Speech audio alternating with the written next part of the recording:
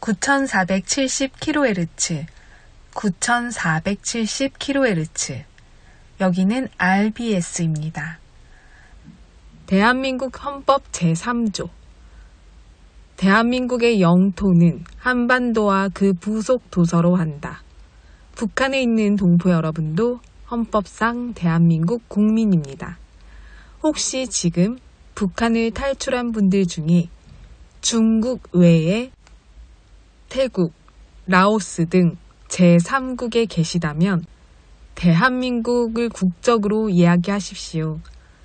대한민국, 사우스 코리아라고 이야기하십시오. 그리고 제3국에서 대한민국 대사관을 찾아가시면 됩니다. 대한민국 대사관을 찾아가세요.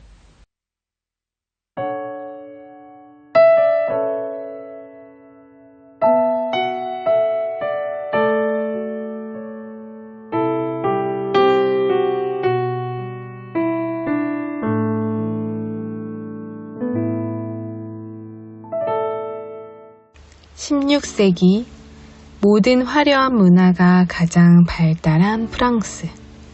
그중 도시였던 파리는 17세기가 되면서 과학과 문학의 총집산지가 되었습니다.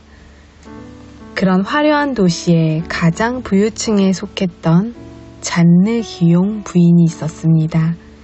당시 로마 카톨릭이 권력이었던 프랑스의 종교 앞에서 예수 그리스도를 너무 사랑하는 마음으로 모든 부귀 영화를 뒤로하고 기독교인으로서 신실하게 믿음을 지켜 살아간 여인 잔느 귀용은 훗날 영국의 웨일즈 부흥 운동을 일으키게 됩니다.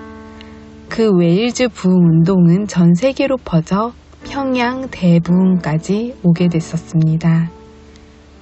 로마 카톨릭에 반하는 행위라며 권력에 대항한다며 이단이라는 혐의를 받고 혹독하게 박해를 당한 잔느 귀용 부인은 인생의 대부분을 핍박받으며 악명 높은 바스티유 감옥에서 생을 보냈는데요.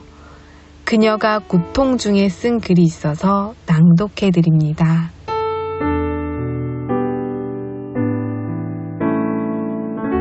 오직 고통을 통해서만 안다네. 인생의 진정한 의미. 영혼의 시련만이 보여준다네. 우리 사랑의 진실과 순수함을. 의심으로 사랑을 내가 버린다면 그것은 수치 또한 철저한 비참함일세. 그러므로 참된 갈망으로 받는다오. 나의 구세주, 내게 지워주신 십자가. 멍에도 시련도 없다면 그것은 오히려 견딜 수 없네. 내가 짊어지고 겪는 순환, 그분의 거룩한 뜻이기에 나의 슬픔을 선포하려네. 그분 이름에 합당한 사랑을.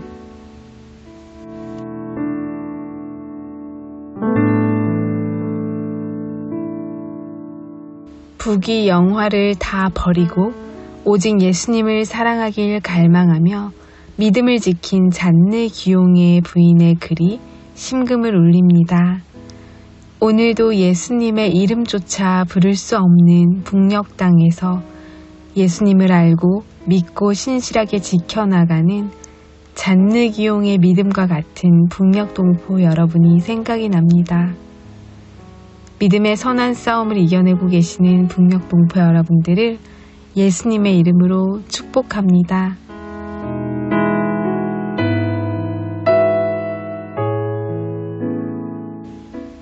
오늘도 날씨 전해드리며 RBS 시작합니다.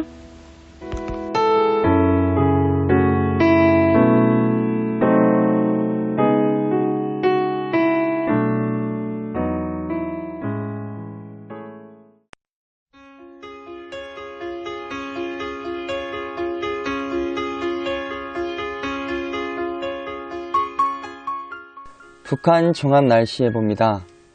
내일부터 화요일까지 전 지역 대체로 흐리고 곳에 따라 비 오겠습니다. 예상 강수량 평안도, 함경도, 황해도 30에서 80mm, 많은 곳은 120mm 이상 되겠습니다. 지역별 날씨 예보입니다. 평안남도 평양, 내일부터 화요일까지 흐리고 한때 비 오겠습니다. 최저기온 24도에서 최고기온 30도까지 오르겠습니다. 평안북도 신의주, 내일부터 화요일까지 흐리고 한때 비 오겠습니다. 최저기온 23도에서 최고기온 29도까지 오르겠습니다. 개성, 내일과 모레 흐리고 한때 비 오겠습니다. 글피는 흐리고 구름 많겠습니다. 화요일은 흐리고 비 오겠습니다.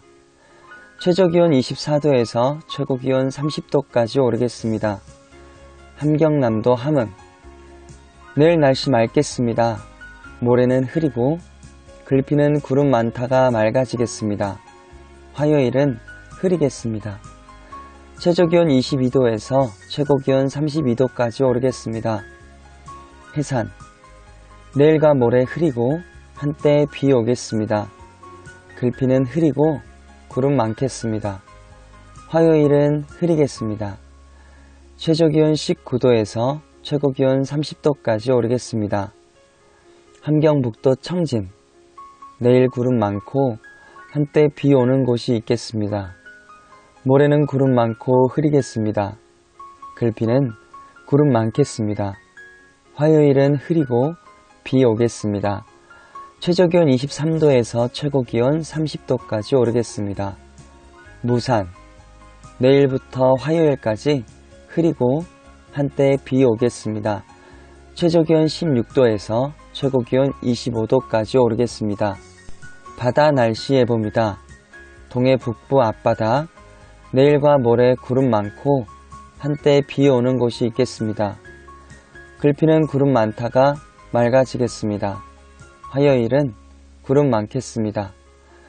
동해 북부 먼바다, 내일 오전에 흐리고 한때 비 오다가 오후에 맑아지겠습니다. 모레는 구름 많고 한때 비 오겠습니다. 글피는 날씨 맑겠습니다. 화요일은 구름 많겠습니다. 파고는 앞바다 1에서 2m, 먼바다 1.5에서 3.5m 되겠습니다. 서해 북부 앞바다와 먼바다, 내일 흐리고 구름 많겠습니다. 모레부터 글피까지 흐리고 한때 비 오겠습니다. 먼바다는 글피 오후에 날씨 맑겠습니다. 화요일은 구름 많겠습니다. 파고는 앞바다 0.5에서 1.5m, 먼바다 1에서 2m 되겠습니다. 오늘의 말씀, 무엇보다도 뜨겁게 서로 사랑할지니, 무엇보다도 뜨겁게 서로 사랑할지니, 사랑은 허다한 죄를 덮느니라. 사랑은 허다한 죄를 덮느니라. 무엇보다도 뜨겁게 서로 사랑할지니 사랑은 허다한 죄를 덮느니라. 베드로전서 4장 8절 말씀. 아멘. 이상 날씨였습니다.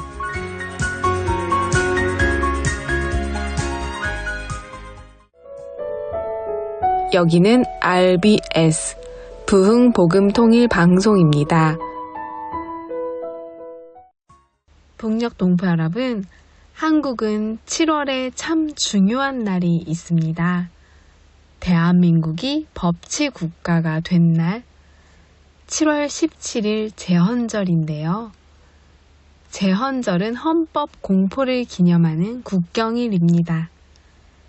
3년 전 이맘때 CDNK라는 방송에서 우리 북녘동포 여러분께 제헌절에 대해 전해드린 적이 있었습니다. 오늘 RBS에서 한 번 더 대한민국이 법치국가로 설 수 있었던 제헌절에 대하여 들려드리려고 합니다. 함께 들어볼게요.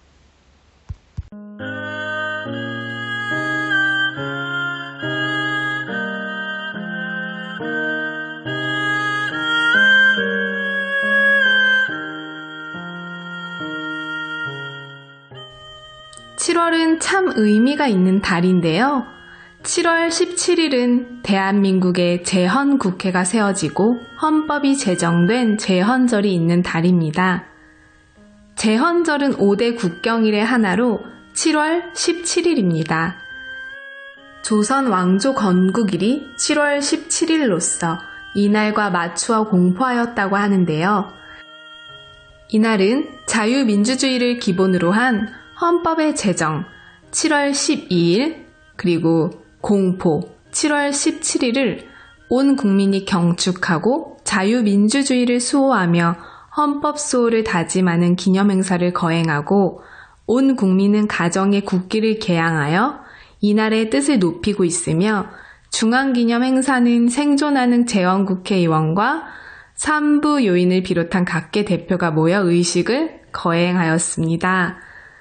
대한민국의 헌법은 총 10장 113조항으로 되어 있고요. 부칙으로 6조항이 제정되어 있습니다. 헌법의 기초를 두고 국가로 성립되었기에 지금의 대한민국이 있을 수 있게 된 것입니다. 긴 조항 중에서 5조항까지 제가 낭독해 드립니다. 제1조 1. 대한민국은 민주공화국이다. 2. 대한민국의 주권은 국민에게 있고 모든 권력은 국민으로부터 나온다. 제2조 1. 대한민국의 국민이 되는 요건은 법률로 정한다. 2. 국가는 법률이 정하는 바에 의하여 재외 국민을 보호할 의무를 진다. 제3조 대한민국의 영토는 한반도와 그 부속 도서로 한다. 제4조 대한민국은 통일을 지향하며 자유민주적 기본 질서에 입각한 평화적 통일 정책을 수립하고 이를 추진한다. 제5조 1. 대한민국은 국제 평화의 유지에 노력하고 침략적 전쟁을 부인한다. 2. 국군은 국가의 안전 보장과 국토 방위의 신성한 의무를 수행함으로 사명으로 하며 그 정치적 중립성은 준수된다.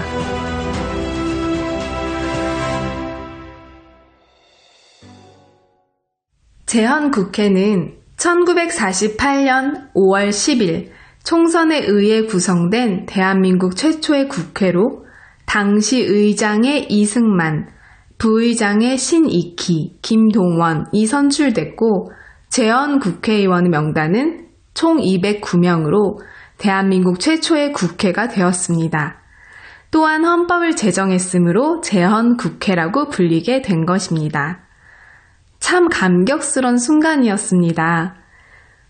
그래서 오늘은요, 우리 북녘동포 여러분들께 대한민국 최초의 국회의장이자 초대 대통령인 이승만 대통령에 관한 이야기를 전해드리려고 합니다. 대한민국은 자유민주주의 국가로 출발을 하게 되는데요. 이승만 대통령은 지금이 한국이 되는 초석을 세운 인물입니다. 특히 자유를 억압하고 인간의 생명을 도외시하며 자신들의 권력만 부강하게 하는 공산주의자들을 배격하고 공산주의 체제는 자유민주주의와 절대 공존할 수 없음에 대한 경각심을 주었습니다. 당시 한국은 전쟁 직후 폐허 상태로 심각한 가난에 처했을 때였고 그때 공산주의 체제에서는 평등하게 공평하게 먹을 것을 나눠준다는 명분을 내세워서 한국인의 80% 이상이요 공산사회주의 체제를 따르려고 했을 때였습니다. 그러나 이승만 대통령은 하나님을 믿는 신앙심과 정확한 통찰력과 해안으로 자유 대한민국의 길을 택합니다. 모든 국민이 자유를 누리는 자유민주주의, 개인이 자유롭게 거래하는 자유시장경제, 6.25 전쟁 때부터 자유민주주의를 수호하기 위해 함께 싸워온 미국과의 한미동맹, 하나님의 사랑과 공의와 지혜인 말씀으로 다스리는 기독교 입국론을 원칙으로 남북이 하나가 되어 대한민국의 건국 이념이 우리 북녘동포들에게도 실현되도록 대한민국을 건국하였습니다. 대한민국 초대 대통령의 건국 기념사에 대하여 이야기를 전해드립니다. 1948년 8월 15일 대한민국 정부 수립 기념식장에서 이승만 대통령이 했던 기념사를 소개하겠습니다. 오늘 해설은 신탁통치와 분단의 책임이란 주제로 이야기를 드리겠습니다. 이승만 박사는 1945년 10월에 귀국한 이후에 강대국들의 간섭이 없는 독립된 정부를 수립하는 것에 온 힘을 기울였습니다. 그래서 이승만 박사는 독립촉성 중앙협의회를 조직하여 국민운동을 일으키고 자주 독립의지를 천명하는 결의문을 채택하여 미국, 영국, 소련, 중국 4대 연합국에 보냈습니다. 그러나 미국과 소련은 모스크바 3국 외상회의를 통해 미, 영, 소, 중 4개국이 5년에 걸쳐 신탁통치를 한다고 결정하였습니다. 삼상회의 이후 신탁통치 계획이 알려지자 이승만 박사는 김구등과 함께 곧바로 신탁통치 반대 운동에 나섰습니다. 그런 반탁의 열기로 1946년 1월 1일 서울 거리는 온통 신탁통치 반대를 외치는 시위 행렬로 가득했습니다. 공산주의자들도 처음에는 신탁통치에 반대했습니다. 그러나 조선공산당 당수인 박헌영이 비밀리에 북한에 가서 소련군의 지령을 받고 온 다음부터는 좌익들이 신탁통치에 찬성합니다. 조선공산당 중앙위원회는 1946년 1월 3일 신탁통치 반대를 위한 서울시민대회를 개최하려 했다가 갑자기 찬탁의 입장으로 돌아서 삼상회의의 결정을 지지하는 결의를 합니다. 친북 좌파들은 이승만 대통령이 분단의 원흉이라고 지금도 주장합니다. 그러나 이것은 사실과 완전히 다릅니다. 신탁통치 결정을 반대하다가 소련군의 지시에 따라 찬탁으로 변심하여 좌우진영의 극심한 대립을 초래한 것은 물론이고 해방된 지 얼마 안 되어 소련군의 지시에 따라 북조선 임시인민위원회라는 단독 정부기관을 만들고 조선인민군을 창설하는 등 단독 정부를 먼저 추진한 것은 좌익들입니다.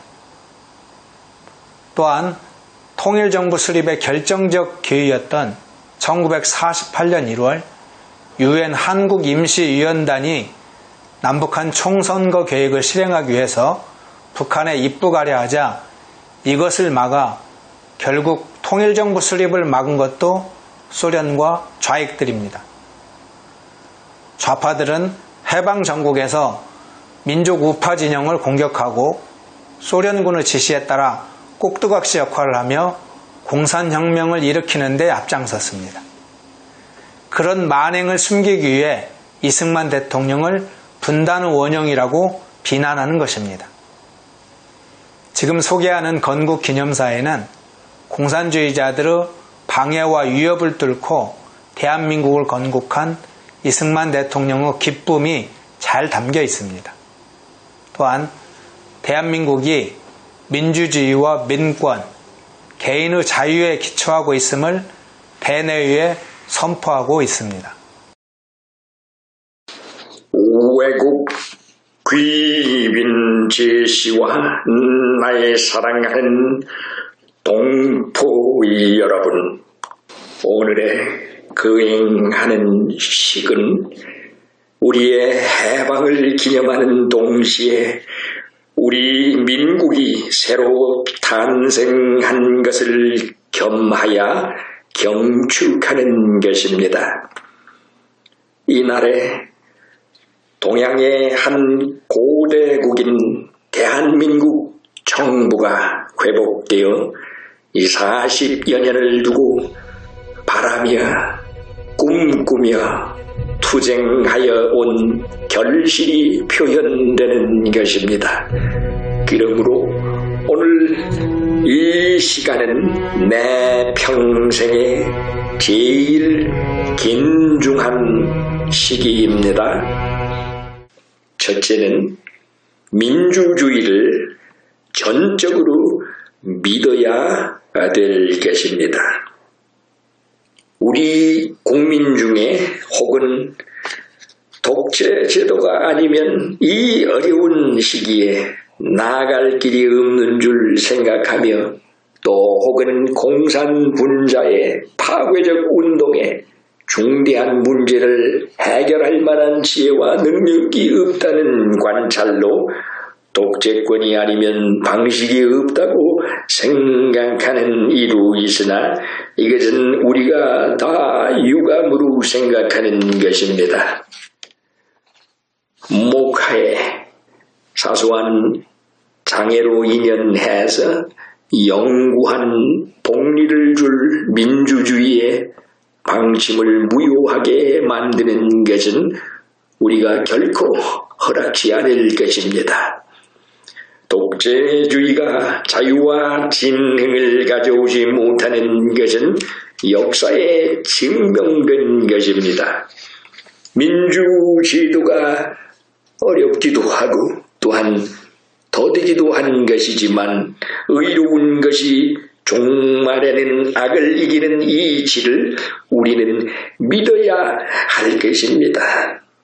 민주제도는 세계 우방들이 다 믿는 바요. 우리 친구들이 전제 정치와 싸웠고 또 싸우는 중입니다. 세계의 안목이 우리를 들여다보며 역사의 거울을 채용하기로 30년 전부터 결정하고 실행하여 온 것을 또 간단없이 실천해야 될 것입니다. 이 제도로 성립된 정부만이 인민의 자유를 보장하는 정부입니다. 둘째로 민권과 개인 자유를 보호할 것입니다. 민주정체의 요소는 개인의 근본적 자유를 보호하는 것입니다. 국민이나 정부는 항상 주의해서 개인의 언론과 집회와 종교와 사상 등 자유를 극력 보호해야 될 것입니다.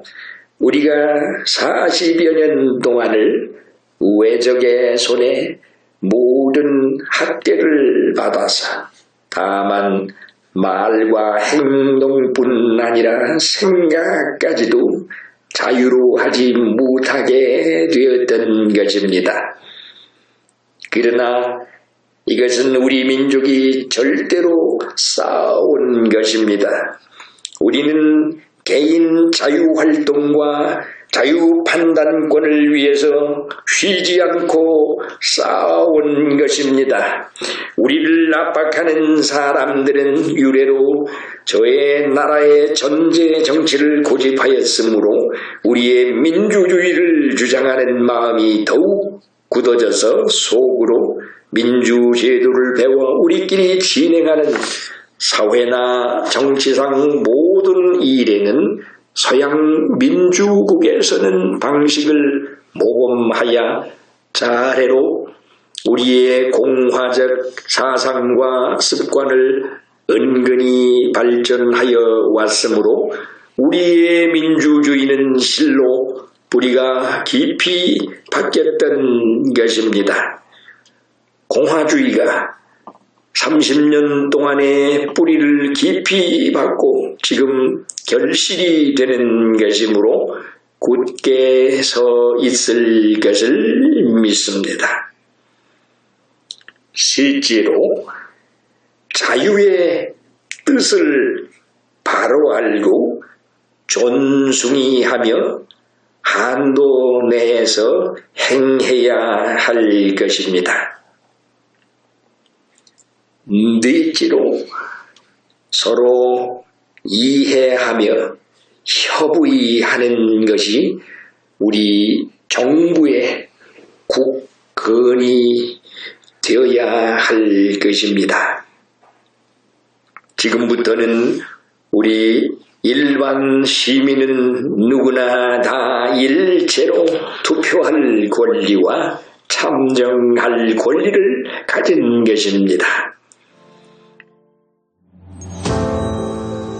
그러므로 그가 고통을 주어 그들의 마음을 겸손하게 하셨으니 그들이 엎드려져도 돕는 자가 없었도다. 이에 그들이 그 환난 중에 여호와께 부르짖음에 그들의 고통에서 구원하시되 흑암과 사망의 그늘에서 인도하여 내시고 그들의 얼거맨 줄을 끊으셨도다. 여호와의 인자하심과 인생에게 행하신 기적으로 말미암아 그를 찬송할지로다. 그가 논문을 깨뜨리시며 쇠빗장을 꺾으셨으니로다.